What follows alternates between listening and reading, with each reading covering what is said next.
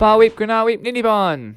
Welcome to Transformers AutoBook Club, a weekly podcast and video series where we read, discuss, and deep dive into one story or issue of the Marvel Transformers comics.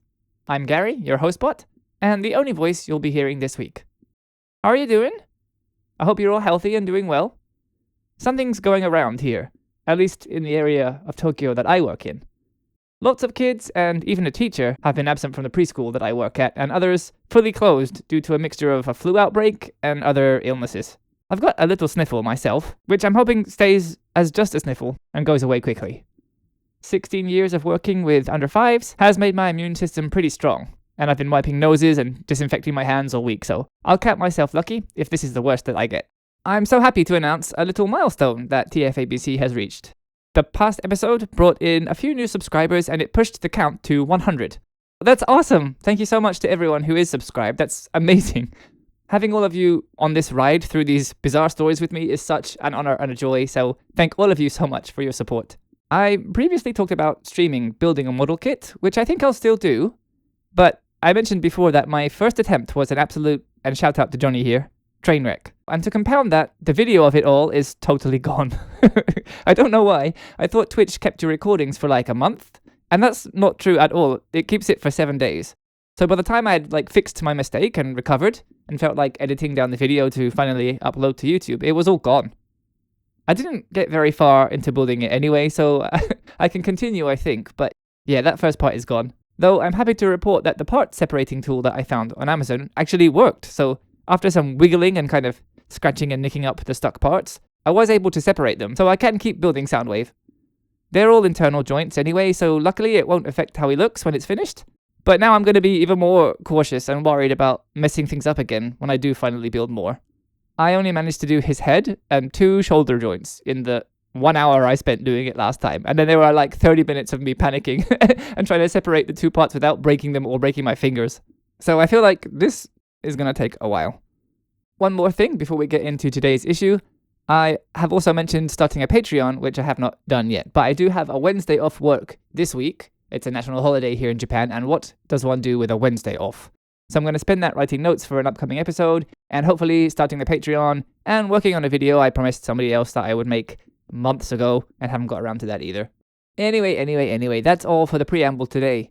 So, let's jump into our issue for this week, which is a UK story this time. It's Decepticon Dam-busters.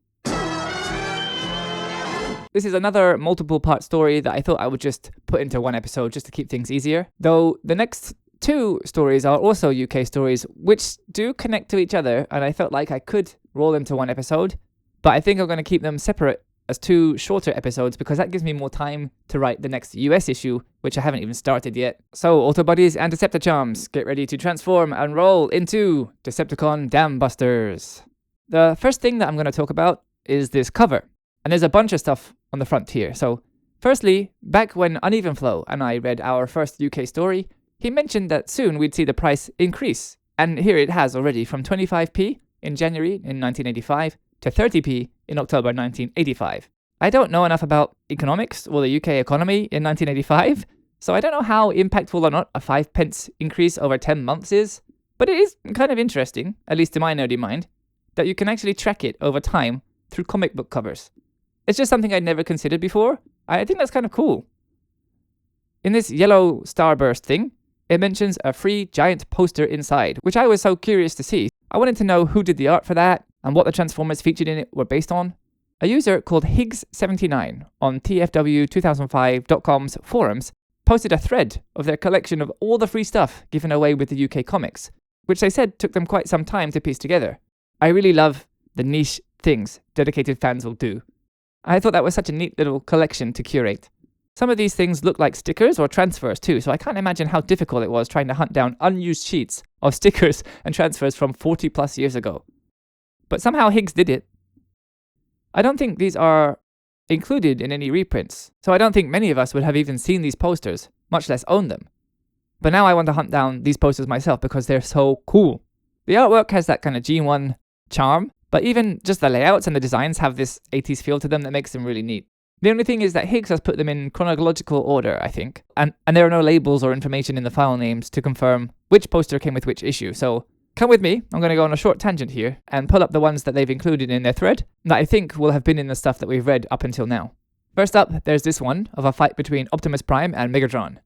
Prime's standing tall and looking off to the left, but Megatron looks like he's half falling over toward us as we look at the poster. There's a white burst that looks like an impact around his head, and there's a white streak there, leading to Optimus's left hand, which is empty and by his side, so it kind of looks like Prime has backhanded him, while holding his rifle aimed straight ahead at something we can't see. Megatron's firing off his fusion cannon, but he's doing it while falling, so it's going to go towards the right, completely missing Prime's legs. Behind Prime's head there's a big explosion, but there's nothing inside it, so it's just cool to look at, I guess. It contrasts really nicely with a dark blue background, and it's coloured with some texture. It looks really nice. Next to Megatron, Ravage is down here at the bottom, leaping towards Buster, Sparkplug, and Bumblebee, who's in car mode. Next to Bumblebee there's someone really small, looking up at Megatron and aiming at him. But from the colours, I can't tell who that is. Behind Prime's leg on the right side, there's someone, blasting off with a rocket pack?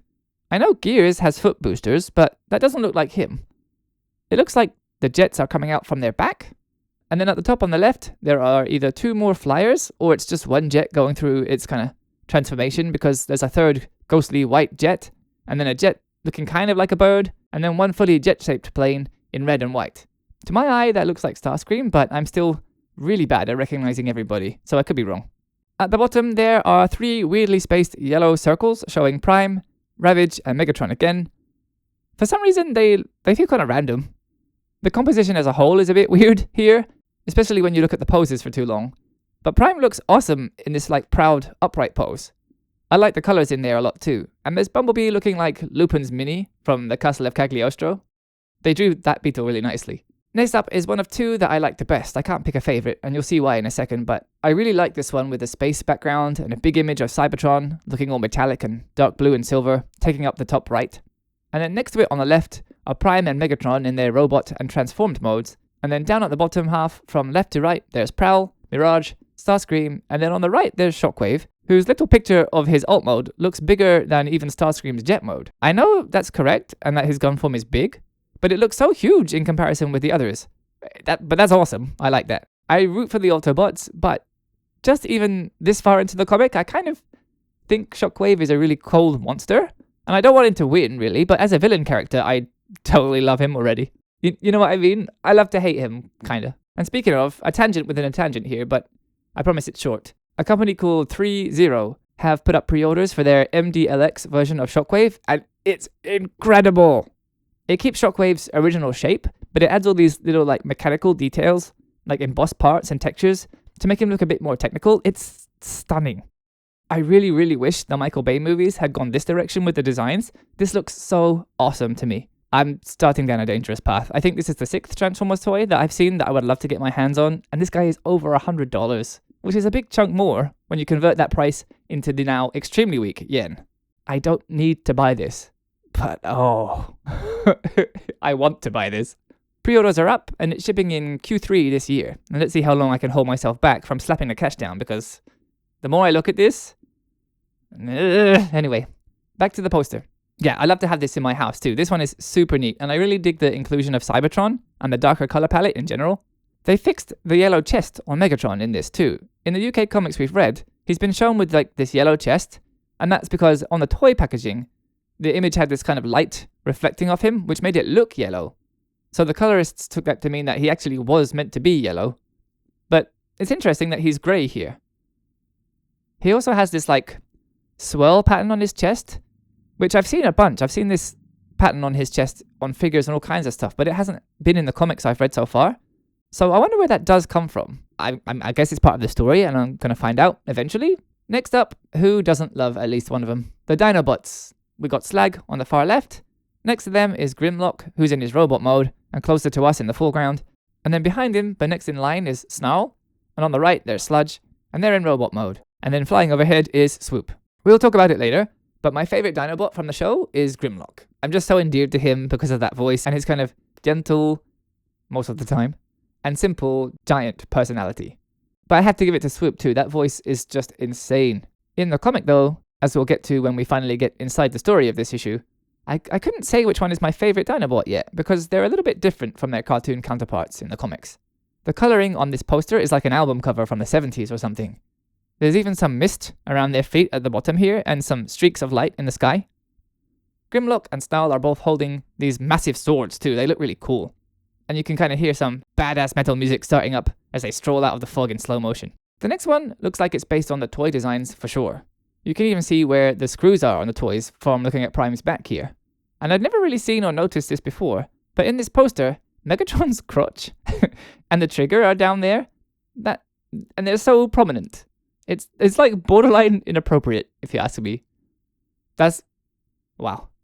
Zaddy Megs is packing. Good gracious.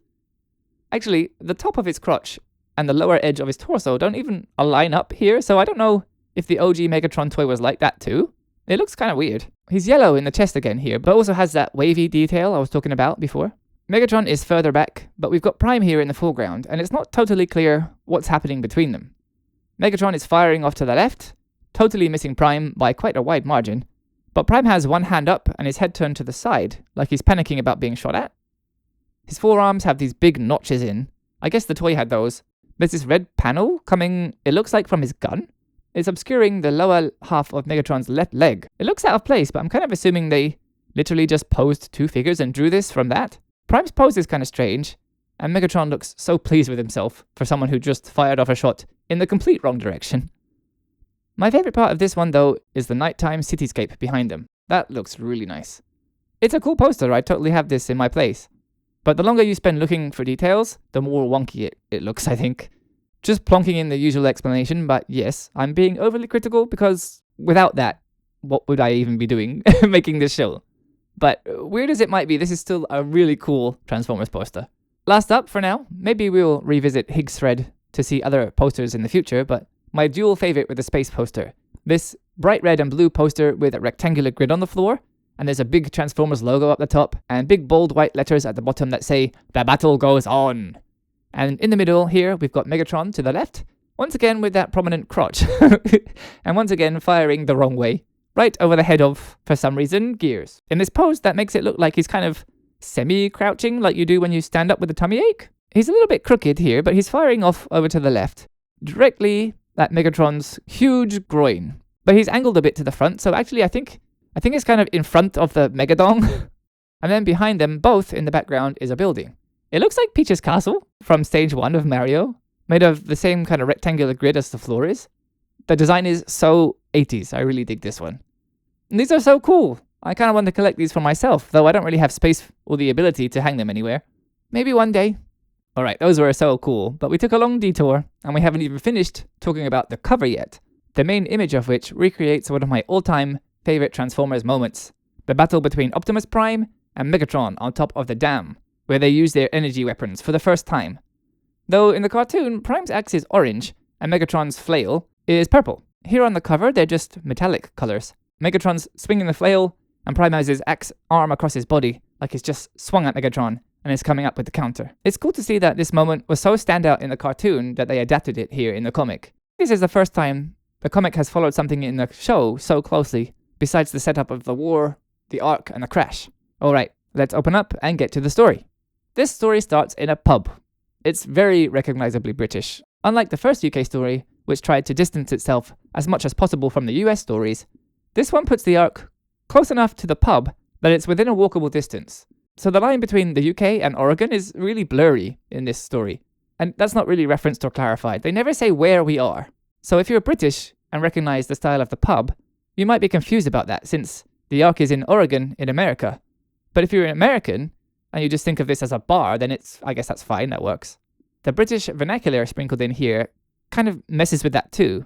But I mean, it's not that important to the story. And clearly you're not supposed to spend even this much time thinking about the specifics like this.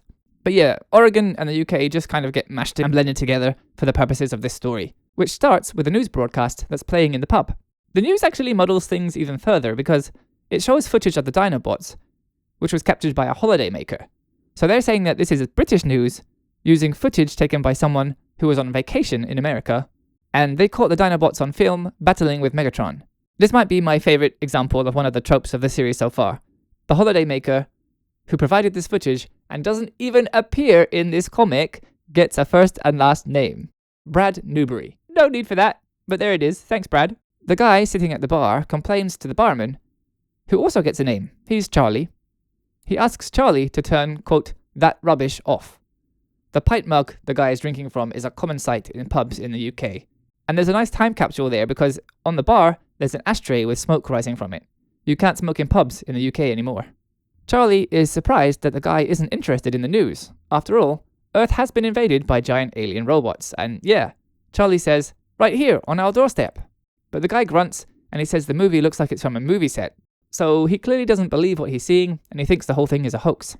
Charlie argues that the newscaster said it was real. But the guy grunts a reply again, saying that it's all fake and that Charlie should take that from him. Anyway, he says, he's heading home.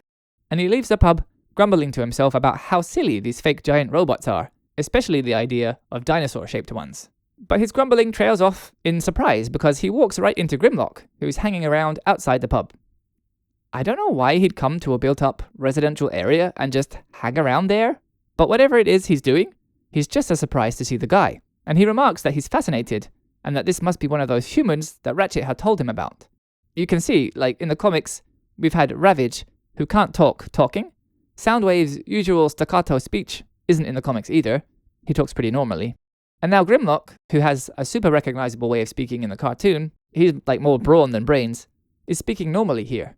The guy has a full-on meltdown, and he stammers, "Nuh, nuh, nuh, nuh," and then he screams, "No!" and he runs away so fast that his cap comes off. But this guy is apparently very unobservant and prone to running into very large objects that should be clearly visible because he runs right into Snarl's leg, which is so big that the height of his head isn't even up to the knee.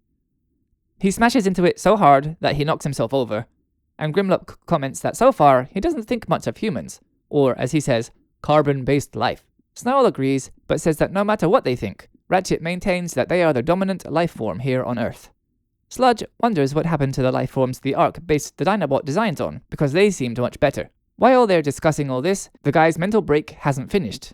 And if anything, actually it's gotten worse. He's on the ground, saying that none of this can be happening.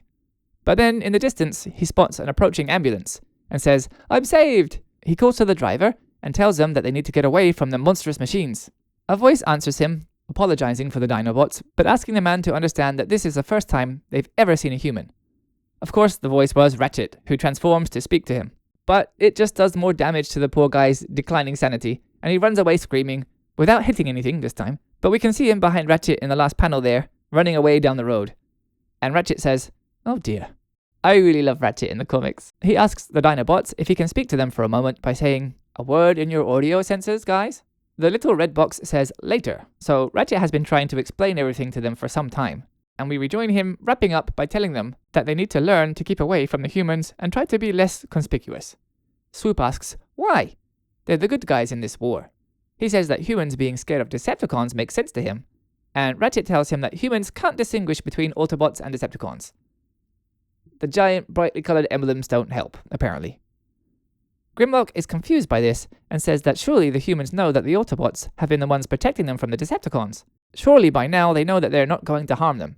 Ratchet tells him it isn't as simple as all that, and he struggles to find a way to explain it, but he decides to tell the Dinobots about the time the Decepticons attacked a dam. Hopefully it'll be a good example of what he's trying to get across. And he launches right into it, saying that the Autobots had found out about another Decepticon plan to turn Earth energy into fuel for themselves. We've still never had it called Energon in the comics. I don't know if that's ever going to happen at this point. The Autobots had been monitoring the Decepticon base, and that's where the focus shifts to the past, like a flashback. We need one of those wobbly screen effects, or like the flashback sound from Arthur. There's I mentioned this once or twice in the past, but I'll do it again, frankly ridiculous Fortress Decepticon, which was cobbled together from a power station they didn't know what to do with, and plonked on the side of a mountain with no attempt whatsoever to be hidden or inconspicuous. I genuinely love this silly thing though. Inside, Megatron continues asking Soundwave if he's sure whatever he's suggesting is actually possible. Soundwave says that he's run the numbers and it's 99.8% certain to work. If they can gain access to enough of it, Earth's electricity can be turned into a Decepticon power source. Megatron looks at the view screen, which is showing a huge dam, and he says one of the planet's most powerful electrical generators is right on their doorstep, which is convenient. If you've seen the G1 cartoon, Sidebar. But I'd be so curious to know who made it to this episode of this podcast and hasn't seen the G1 show. I bet that's a tiny pool of people, if it's a pool at all. Anyway, you might recognize this setup from the second episode, which, as you'll see as we continue, a lot of this issue is pretty much the same as. This is more along the lines of what I had figured the comic would be before I started reading it, and I figured the UK comic would be where all the new stuff would come in. I'm glad that the comics are almost entirely different, but if there was any episode of the G1 show I'd pick to see in comic form, yeah, it's this one, all for one specific scene. In the cartoon though, this dam is just a dam, useful for generating power, but it wasn't pointed out to be a particularly noteworthy dam. Here, it's one of the most powerful energy generators on the entire Earth, Sherman Dam. Narrating the flashback, Ratchet says that the Decepticons plan to force a huge amount of water through the dam, causing a gigantic power surge, a fact that the Autobots learned too late. He continues that the Decepticons don't care that doing so will destroy the dam, which feels a bit short-sighted. Why not just take it, like the Decepticons did with Great Big Blackrock's oil rig, set up a base there, and have a constant supply of electrical power? This is a pattern lately, but sometimes the story unintentionally does something that, if you think about it, actually totally works for and serves the story. This is a good example. We've just seen Shockwave claim leadership, and the first thing he does is make a really smart move and change the location of the Decepticon base from the completely obvious and not at all hidden castle to an oil rig in the middle of the ocean. So, 1, it's hard for Autobots to reach because not many of them can fly, and it's surrounded by water. And 2, it's a place that's constantly generating new sources of fuel for the Decepticons. Here, Megatron finds this colossal energy source, and he wants to use it as a big, one-time, quick boost of energy, after which it's probably going to be rendered unusable. It totally works for the current state of things in the US comic, which is making Megatron look like a far less suitable choice for leader than Shockwave. Megatron's plan is already going into action. One of the dam workers asks what's going on, because his meter readings just went crazy. Another replies that he doesn't understand what's going on, and the readings that they are getting are consistent with what they'd see during a tidal wave. One of them says that the dam can't withstand a sudden surge this big, and wonders if it's been caused by someone dropping a bomb or something. And then there's a kroom, and the wall behind them explodes outwards as Megatron, fusion cannon still smoking, steps through the fresh hole in the wall that he just created. He says he claims the facility in the name of the Decepticons, and that the humans are going to help him and the Decepticons, or they're going to be killed. Either way, they can decide for themselves. One of the workers tries to explain to Megatron, who he calls whoever you are, that the dam can't withstand all the pressure that's being put on it by whatever it is that's causing so much turbulence in the river. Megatron says that he knows about that already because he's the one who caused the spike in turbulence. He says that the chance of an actual tidal wave coming now, when he wants it to, are remote, so he decided to cause one on his own. He explains to the man that he has a powerhouse of a pile driver in his ranks, and he dramatically says, "Rumble," which is for us, the audience, really. But I find it funny that he says that to this random dam worker as if he's going to understand what he's talking about. We've seen Rumble in the UK comics before, but the last time we saw him, he was punching the ground to cause a fissure.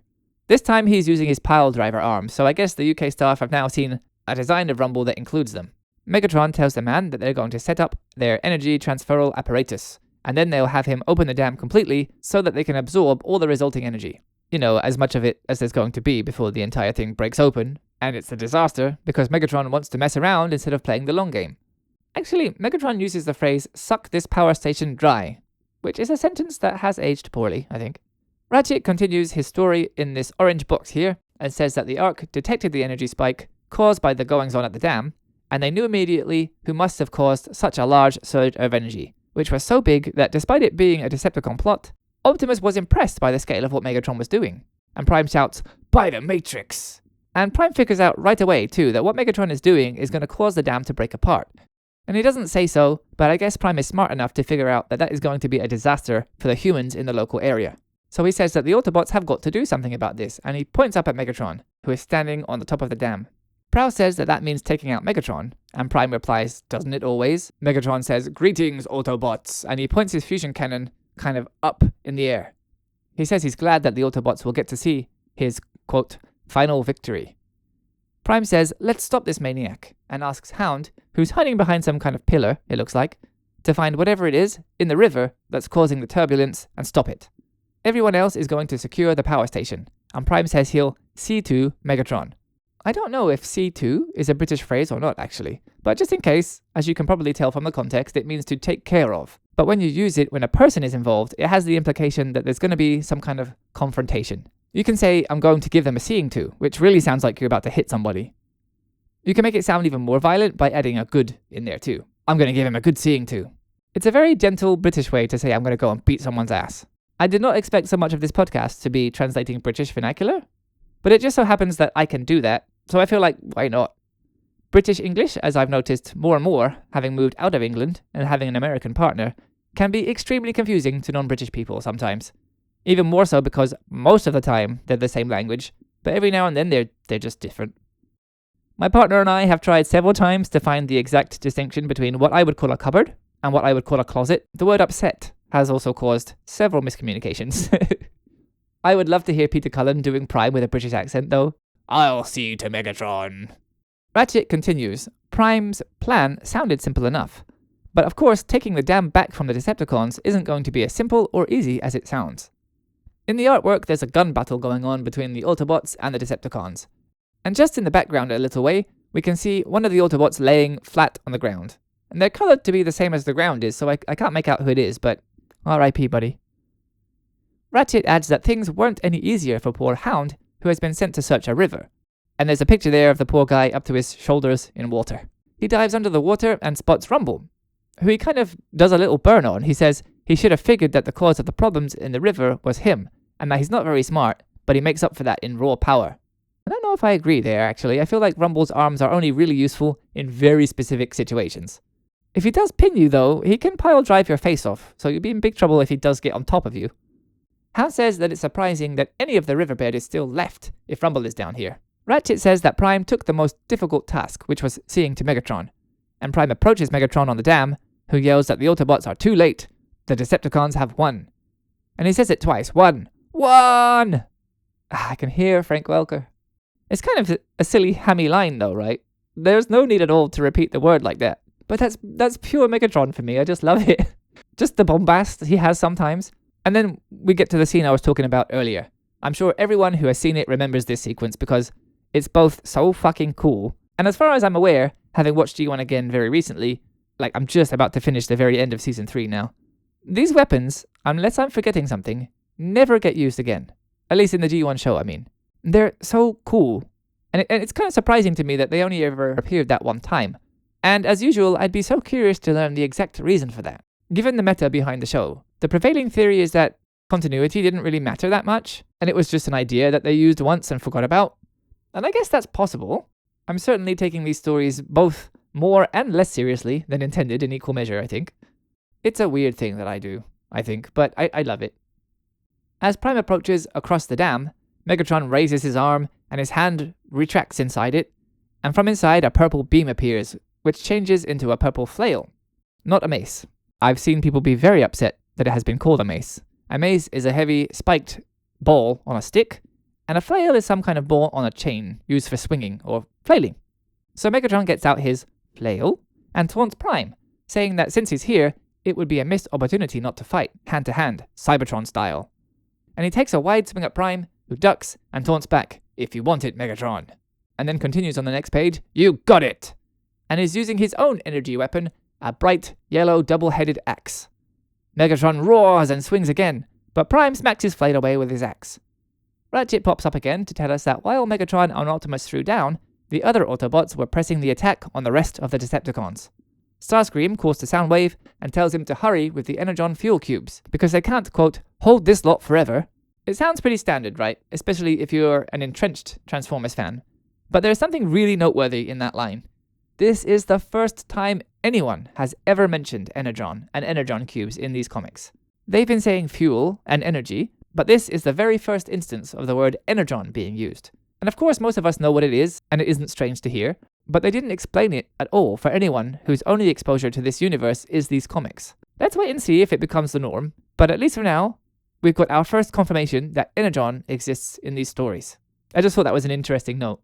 But, on the other hand, this is the only issue of the comics so far that's been based on the cartoon, and they maybe took the name from that, so I don't know if they're going to keep it later, and I don't know whether or not any more issues of the comic follow the cartoon so much. Well, I guess we'll see in time. This lot is another really British phrase to use. It means a group of people, so like this lot, you lot, that lot. It just means all of them, all of you. Soundwave replies that they can't rush this, and energy in energon form is highly unstable. Behind them there, we can see a bunch of nondescript Decepticons bringing energon cubes to load into Thundercracker. Back to Prime and Megatron's fight now. Megatron again taunts Prime by saying he's going to solidify his Decepticon victory by killing him. And Prime, in another moment pulled from the episode of the show that this story is retelling, says the exact line he says in that episode. "Stick it in neutral, Megatron." And he lands a hit to Megatron's head with his axe, but it seems to glance off the side of his cheek. And next, Megatron counterattacks with the flail, which it looks like Prime is able to repel. He reuses another line here, and he tells Megatron, "Give it up. You're old. Yesterday's model. Fit only for scrap." Ratchet ushers us along to where Hound is trying to get rid of Rumble, and he tells us that Hound's having a hard time, which we can see in the panel. Rumble managed to use his pile driver to smack him in the chest, and then he holds both of his arms together and brings them up in a huge uppercut that knocks Hound backwards. Rumble says that the river ain't big enough for the both of us. And now we're cutting back to Prime and Megatron again, where Prime says a line that sounds more like something Megatron would say, telling him that for all the power he boasts about having, he's weak. Weak! And Megatron is down in this picture. It looks like he's taken a fall and he's struggling to get up, made no easier by Prime taking a powerful swing at his head while he's trying. Hound bursts out from the water, close enough to the battle on the dam that Prime turns to look at what's going on. And he says, "What the? Hound?" I'd be surprised too. Rumble's uppercut was so strong that it looks like Hound's like leaping out of the water like a salmon. Megatron uses the distraction and the momentary lapse in Prime's attention to get up and strike, and he tells Prime he's sloppy while he cracks him in the head with his flail. Prime grunts and falls back, and the Autobots, watching him from below, notice that blow. And Megatron, borrowing a line from the episode too, says, "Who's scrap now?" as Prime falls from the dam. And that's the end of Ratchet's story time for now. But since this story is only 2 parts, and each part is a bit small for a single episode, let's continue to the conclusion of Decepticon Dam-busters. The narrator isn't Ratchet this time, it's a generic narrator, telling us that after defeating Megatron, Ratchet and the Dinobots are heading back to the Ark to revive the fallen Autobots. Defeated is extremely generous. I wasn't under the impression that anyone thought they'd got rid of Megatron for good. More that after he fell into the snow, they bought themselves a moment to retreat. But it really would be just a moment. Megatron changes size when he transforms, so being buried under some snow and rocks should be no problem for him. To me, it seemed like he could just transform and stand up, and that would be the end of the situation. Anyway, the narrator reminds us that along their way, Ratchet is telling the Dinobots the story of the Decepticon attack on Sherman Dam to try and help them understand why humans are wary and afraid of all Transformers, no matter which faction they belong to. There is another big panel of Optimus and Megatron's Energon weapon fight, where it looks like both of them are winding up to take a hefty swing at the other. Ratchet takes over the narrating now, explaining that the Autobots had interrupted the Decepticon plan to create a huge influx of water, which will cause the dam to put out a huge amount of energy that they then plan to harness as fuel. Though the dam is beginning to crumble under the extreme pressure put upon it by the tidal wave Rumble created. Prime and Megatron are engaging in some kind of, quote, old-fashioned Cybertronian combat, and Megatron lands a lucky hit on Prime, who falls backwards, and like we saw at the end of the previous issue, falls from the dam into the water. So now he's splashing down into the water, and Ratchet says that Prime's body hit the water with the force of a proton missile. For a moment, the Autobots thought that Prime had cashed in his microchips, but that somehow Prime was able to escape what he calls the final shutdown once again. I like Ratchet's turn of phrase there. Both of those were nice ways to phrase things, I think. We can see 2 Autobots helping Prime up out of the water, while he stammers that they need to stop the Decepticons. One of his helpers, we can't see who, but it feels like this is Ratchet, says, "Let's sort you out first, eh?" And from the top of the dam, Megatron yells that the Autobots have managed to stop him this time, but since Prime likes playing in the water so much, he'll leave him some more of it, and he transforms into gun mode and fires a shot. It looks like at the dam wall he and Prime had been scrapping on, which bursts open in the middle, causing some huge pieces of debris to fall down and a massive torrent of water to come out. Prime goes right into crisis management mode, and he tells Prowl that they're really short on time, and that he and the fastest Autobots need to go to the human settlement that's a ways down the valley from the dam. Prime tells him to do whatever he needs to protect the people living there, and Prowl relays that order to the rest of the Autobots, and tells Jazz, Mirage, Ironhide, Bumblebee, and Sideswipe to transform, and he says, "Let's roll!" and they drive off. Ratchet says that while that was going on, he he found Hound, who was just uppercutted so hard from the bottom of the river that he was beached. Ratchet asks him if he's okay, and jokes that it looked like he was on his way back to Cybertron. Hound says that he's okay, but he's impressed with how hard Rubble can punch, especially given his size. He points to the water crashing out of the now burst dam, and asks who left the hosepipe running. Ratchet explains that the water was gushing out of the dam, bringing with it thousands of gallons of unadulterated force. He's on a roll with these really nice turns of phrase this issue. But he says the Autobots held their ground. And in the art here, we can see the water rushing through the valley, while 6 Autobots discuss the plan they've come up with. One says it's so crazy that it could actually work, and another says that they need to make this good, and to open fire. So they do. There are some shots of guns firing into rocks, which explode and eventually cause an avalanche, which Ratchet explains they did to create a new dam. Someone says that the new dam is good, but it won't hold the oncoming water forever, and Prime says that they have to take other measures too. He orders everyone to spread out and to dig using their blasters. The Autobots fire at the ground to create trenches, which the water that does escape their makeshift dam falls into, but it's not enough. And Ratchet explains that so much water couldn't be stopped by dams or trenches, and that it treated anyone who tried to stop it with nothing but contempt. Prime orders the retreat, and we see him and Bumblebee running to escape the water that's crashing into the trenches, filling them and then rushing out again. They're quickly up to their necks in water, and Prime says that they've done all they can, but it's up to Prowl now. And Bumblebee has the most horrified face, which is even funnier to me because in the first issue of the US series, he mentioned that he likes to swim, and this expression heavily insists otherwise. Poor thing, he looks absolutely terrified, look at that. Ratchet notes that in car form, Prowl is effective at getting the humans to evacuate, which, excuse another trademark moment of overthinking, is a fun detail I hadn't ever thought about before.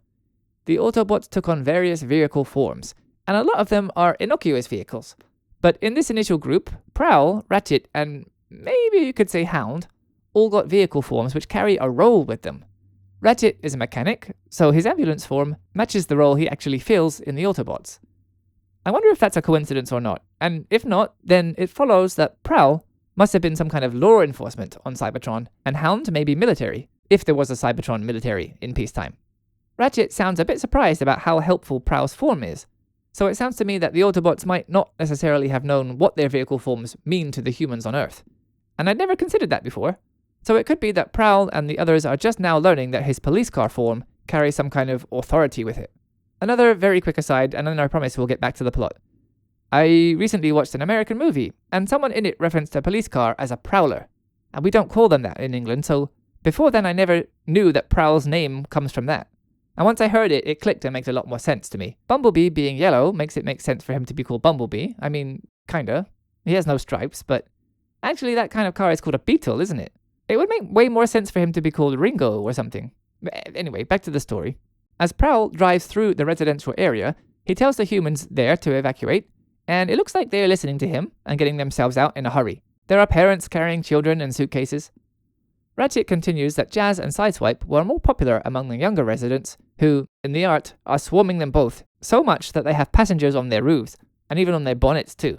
So they're doing their best to evacuate the town, though maybe not quite as safely as Prowl. Mirage is lifting people onto the roofs of houses so they can take refuge there, and Bumblebee points and yells for everyone to watch out because the water's coming. And it's just the shading on his eyeballs this time, and maybe the shape of his mouth, but he looks totally distraught again. Ratchet explains that the valley slopes upward and widens out, which had slowed the advance of the water, but the force of it now that it is making its way to the town is still enough to completely destroy it. Ratchet says that it was up to Ironhide and Bumblebee to save as many people as possible now, and there's another scene here which is lifted straight from the cartoon episode. Bumblebee climbs into the back of Ironhide, who has a laser turret mounted there in the back. Speaking of weapons that never feature again, this is a forgotten weapon after this adventure too, I think. Ironhide tells Bumblebee to hold on, and that they've got their work cut out for them. He says that they need to make some new rivers for this little lot, which is another British turn of phrase. Ironhide drives out in front of the approaching wave, while B uses the laser to carve diagonal trenches to divert the water. And Ratchet says the rest of the Autobots watched from high ground until finally the flow of the water seemed to slow and stop. The Autobots reconvene in the town, and Prime asks for a sitrep. Prowl says that it's not so bad, the water level isn't too high, and that there were some major injuries but no fatalities. Mirage says we did good, eh? And someone interjects by yelling, "Good?" It's one of the town residents, who says that they wrecked the dam, flooded the town, and destroyed the land, and they're saying that this is good. On the last page, the water was up to about ankle height on the Autobots, and it's also up to ankle height on the residents, so who knows how high it really is. Mirage rebuffs the guy though, saying that wait a minute, we didn't wreck the dam, that was the Decept. But the angry man cuts him off, and he says that he heard from his brother, who works at the dam, that some giant robots smashed it apart, and that the Autobots fit the description. This really sets Mirage off, who yells at the guy and says that the Autobots risked their lives to save the town, and he calls the man an ungrateful, sniveling little organism. Prime puts a hand on his shoulder and tells him to calm down, but it's too late.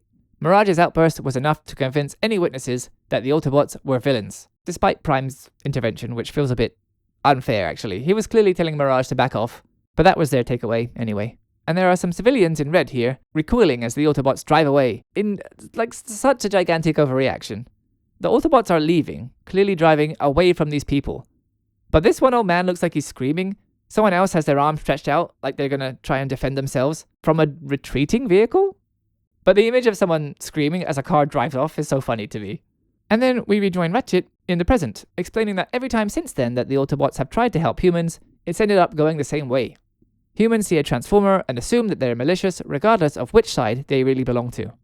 Some people, he says, just can't tell the difference. Well, most people, it seems. Despite the giant insignias. I mean, obviously, right, those are there for the audience's benefit, but stepping back from the story, it's obvious why no one seems to have noticed them, right? And that's because it serves the story.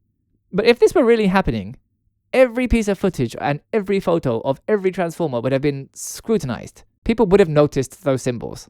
Anyway, Ratchet trails off, but the narration keeps going here, in the generic narrator voice, to reintroduce us to Josie Beller, technological genius and creator, designer, and researcher for Great Big Blackrock, whose oil rig she was in when Shockwave attacked it.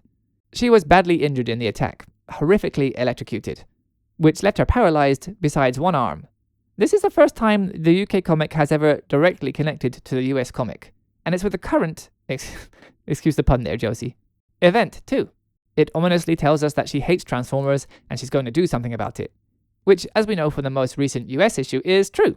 She's had deliveries of equipment to her hospital room in GB Blackrock's medical facility, and now she's printed some kind of circuitry that allows her to move. For now, just her arm, but it's a safe bet that she'll soon be able to move her whole body.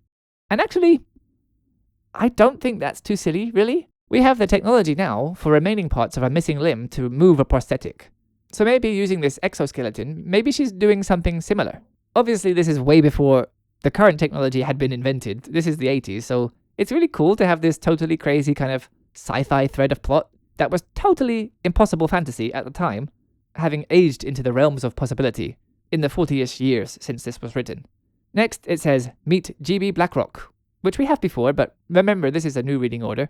I don't know which parts of the US comics have been printed in the UK at this point, and trying to keep track of that is going to get way too confusing for me, so I don't want to open that can of worms for myself. But it explains here that he's the former owner of the oil rig and the aerospace plant that we saw the Decepticons take over for themselves. It says that GB also hates Transformers, and he thinks about how the robots entered his properties, stole them, and also injured his men. He thinks to himself that he's going to make them all pay, and he's standing next to a colossal gun, maybe 3 or 4 times taller than he is. We haven't seen that in the US stories yet, so it's interesting that the UK issue is telling us what's going to happen next.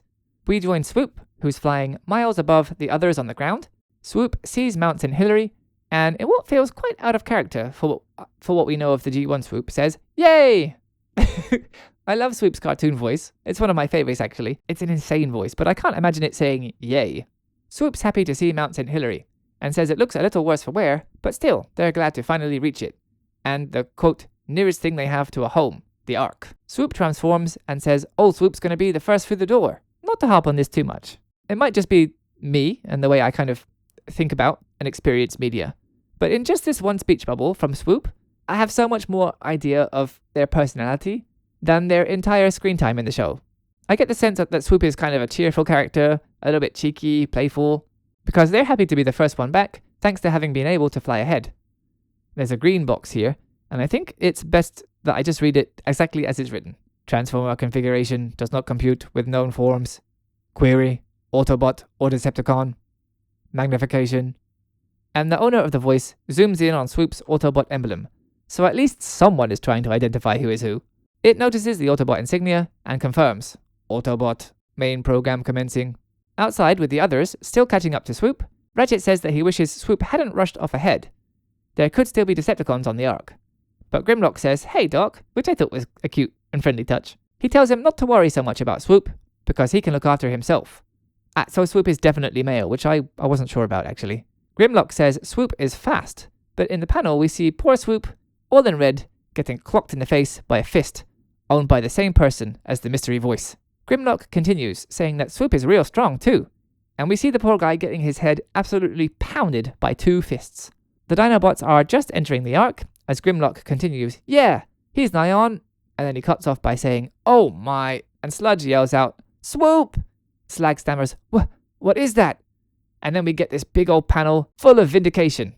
Not only for past me, but for Simon Furman, and what I could see at the time was his sowing seeds of plot for later, because the colossal metal menace Guardian is back. Earlier on, Guardian confirmed that Swoop was an Autobot, and after that, he attacked him. So Ratchet says, That is Guardian, and explains that Guardian used to be an Autobot, but he concludes that he must have changed sides after Shockwave, or possibly Megatron, got to him, after the Decepticon takeover of the Ark. And that's where the story ends, with poor Swoop being held up by one arm, dangling from Guardian's clenched fist.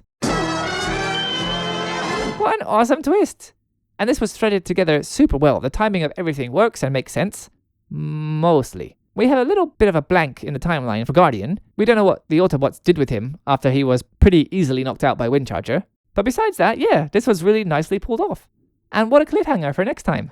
So that's the end of our story for today. All that's left is for me to tell you about next week's episode, which will be another UK story, The Wrath of Guardian. But if you enjoyed this episode and want to support the show, there are a bunch of ways you can do that. If you're watching this on YouTube, you can like the video, give it a comment, subscribe, and share it to all of your friends who you think might enjoy it too.